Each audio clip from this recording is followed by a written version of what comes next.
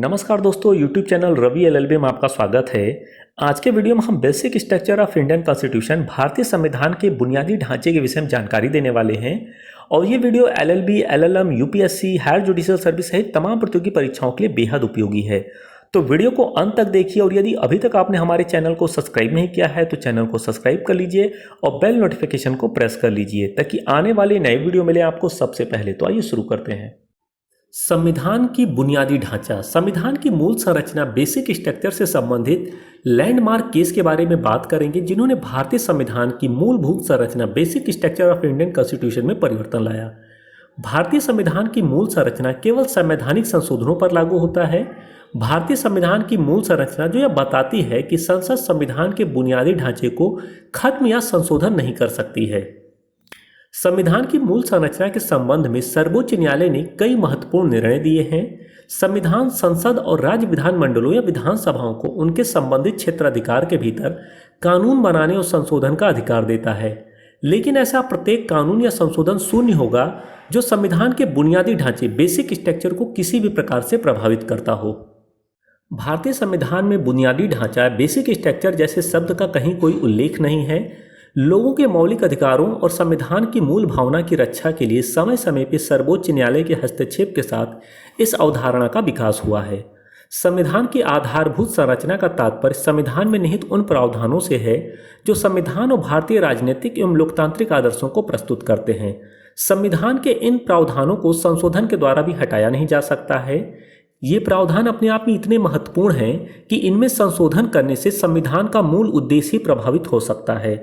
सर्वोच्च न्यायालय ने केशवानंद भारती बनाम केरल राज्य 1973 के वाद में अभिनिर्धारित किया कि बुनियादी ढांचा लक्ष्मण रेखा है जिसे संसद संविधान के अनुच्छेद 368 के द्वारा संशोधित नहीं कर सकती है। हालांकि यह स्पष्ट तौर पर निर्देशित नहीं किया गया कि बेसिक स्ट्रक्चर का स्वरूप क्या होगा। इसमें न्यायालय को अलग अलग मामलों के आधार पर व्याख्या करने की छूट है। बुनियादी ढांचे का सिद्धांत। सर्वोच्च न्यायालय ने कहा है कि अनुच्छेद 368 के तहत संसद को संविधान में संशोधन करने की जो शक्तियां प्रदान की गई हैं उनके तहत संविधान की आधारभूत संरचना बेसिक स्ट्रक्चर में बदलाव नहीं किया जा सकता है। भारतीय संविधान की बुनियादी ढांचे का सिद्धांत की भूमिका बेहद महत्वपूर्ण है। यह मूल अधिकारों और मौलिक स्वतंत्रताओं की रक्षा करता है तथा मानव अधिकारों के संरक्षण के लिए भी उत्तरदायी है। दूसरी ओर समता के सिद्धांत को वरीयता देकर यह सभी वर्गों के शोषण से उनकी रक्षा करने का कार्य भी करता है। समता और स्वतंत्रता दो ऐसी संकल्पनाएं हैं जिन्हें भारत के संविधान में शीर्ष स्थान पर रखा गया है, क्योंकि इनके संरक्षण से ही बंधुत्व और न्याय सुनिश्चित कर संवैधानिक लक्ष्य प्राप्त किए जा सकते हैं। संविधान के बुनियादी ढांचे से संबंधित महत्वपूर्ण वाद। संविधान लागू होने के 1 वर्ष के भीतर ही सर्वोच्च न्यायालय के सामने शंकरी प्रसाद बनाम भारत संघ 1951 के बाद में यह सवाल उठ खड़ा हुआ कि क्या मूल अधिकारों को भी संशोधित किया जा सकता है। शंकरी प्रसाद बनाम भारत संघ 1951 के बाद में संविधान के पहले संशोधन की संवैधानिक वैधता को चुनौती दी गई थी, जिसमें संपत्ति के अधिकार को समाप्त कर दिया गया था। सर्वोच्च न्यायालय ने कहा कि संसद को अनुच्छेद 368 के तहत प्राप्त संशोधन की शक्ति में मूल अधिकारों का भी संशोधन शामिल है। अनुच्छेद 13 में जो विधि शब्द है उसका अर्थ सिर्फ साधारण विधि से है, न कि संविधान संशोधन अधिनियम से है। अतः संसद किसी भी मूल अधिकार को संविधान संशोधन द्वारा कम या खत्म कर सकती है। न्यायालय ने सज्जन सिंह बनाम राजस्थान राज्य 1965 के बाद में भी यही फैसला सुनाया। गोलकनाथ बनाम पंजाब राज्य 1967 के मामले में सर्वोच्च न्यायालय ने अपने पहले के फैसले को रद्द कर दिया। सर्वोच्च न्यायालय ने माना कि संसद के पास संविधान के भाग 3 में संशोधन करने की कोई शक्ति नहीं है।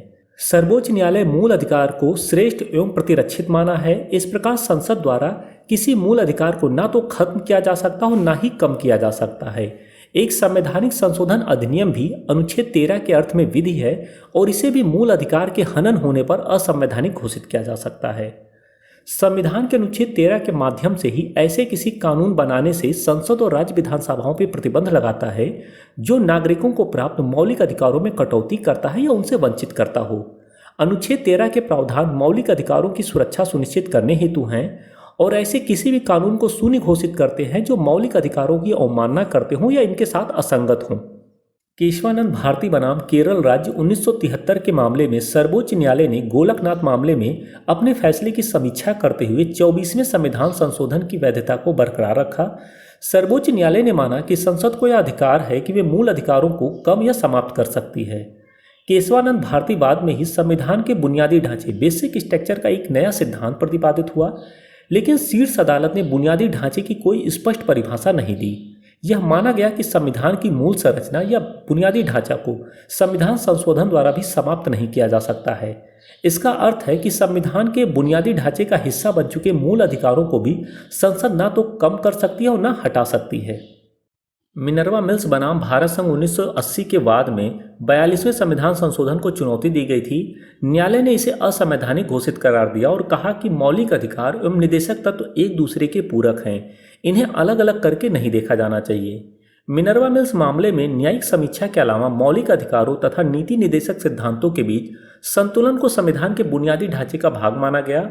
वामन राव बनाम भारत संघ 1981 के बाद में न्यायालय ने स्पष्ट कर दिया कि बुनियादी ढांचे का सिद्धांत 24 अप्रैल 1973 को अर्थात केशवानंद भारती के निर्णय सुनाए जाने के बाद की तिथि के बाद पारित होने वाले संविधान संशोधनों पर लागू होगा। 1976 के आपातकाल और राजनीतिक स्थिति के आधार पर यह अनुभव किया गया कि शासक वर्ग संसद पर अनुचित प्रभाव और नियंत्रण स्थापित कर संसद की सर्वोच्चता के नाम पर संविधान को खिलवाड़ का साधन बना सकता है। अतः शासन की इस शक्ति पर रोक लगाने के लिए संविधान के बुनियादी ढांचे की अवधारणा को अपनाया जाना आवश्यक है। संविधान निर्माताओं ने भारत में संविधान की शक्ति संविधान में ही निहित की है, अर्थात संविधान से ही संविधान में संशोधन किया जा सकता है। परंतु एक बात ध्यान देने योग्य यह है कि केवल भारत के संविधान में संशोधन किया जा सकता है, इसको बदला नहीं जा सकता। संविधान के आधारभूत संरचना की सूची। सर्वोच्च न्यायालय ने विभिन्न मामलों में संविधान के आधारभूत ढांचे के आवश्यक तत्वों को निर्धारित किया गया है। यह सूची अंतिम न होकर एग्जाम्पल के लिए है। न्यायालय समय और आवश्यकता के अनुसार कुछ नए तत्वों को इस सूची में शामिल कर सकता है। सर्वोच्च न्यायालय ने आधारभूत संरचना को परिभाषित नहीं किया है, परंतु संविधान की कुछ विशेषताओं को बेसिक स्ट्रक्चर के रूप में निर्धारित किया है। संविधान की सर्वोच्चता, पंथ निरपेक्षता, विधि का शासन, लोकतंत्र आदि। न्यायालय द्वारा इस सूची को उस आवश्यकता अनुसार निरंतर विस्तार। निम्नलिखित विषयों को सर्वोच्च न्यायालय ने आधारभूत संरचना के रूप में सूचीबद्ध किया है। संविधान की सर्वोच्चता, न्यायपालिका की स्वतंत्रता तथा न्यायिक पुनरावलोकन का अधिकार, विधि का शासन, विधायिका, कार्यपालिका एवं न्यायपालिका के बीच शक्ति का बंटवारा, राष्ट्र की एकता एवं अखंडता, संविधान का धर्मनिरपेक्ष चरित्र, संप्रभु लोकतांत्रिक गणराज्य, व्यक्ति की स्वतंत्रता एवं गरिमा, संसदीय प्रणाली, स्वतंत्र एवं निष्पक्ष चुनाव, मौलिक अधिकारों एवं नीति निदेशक तत्वों के बीच सौहार्द एवं संतुलन, एक कल्याणकारी राज्य की स्थापना। संविधान के बुनियादी ढांचे का महत्व। किसी भी देश का संविधान उस देश के मौलिक नियमों का दस्तावेज होता है। इस दस्तावेज के आधार पर ही अन्य सभी कानून बनाए तथा लागू किए जाते हैं। संविधान के बुनियादी ढांचे का सिद्धांत विधायिका के संविधान संशोधन की शक्ति को नियंत्रित कर विधायिका की निरंकुशता से बचाता है और लोकतंत्र को मजबूत करता है। बुनियादी ढांचे के महत्व को एसआर बम्बई बनाम भारत सरकार 1994 के वास्ते समझा जा सकता है। सर्वोच्च न्यायालय ने बाबरी मस्जिद के विध्वंस के बाद राष्ट्रपति द्वारा भाजपा की सरकारों की बर्खास्तगी को बरकरार रखा तथा सर्वोच्च न्यायालय ने कहा कि इन सरकारों की बर्खास्तगी धर्मनिरपेक्षता के लिए आवश्यक है। उम्मीद करते हैं दोस्तों आज का वीडियो आपको पसंद आया होगा। यदि वीडियो पसंद आया तो लाइक करें, शेयर करें और कमेंट करें।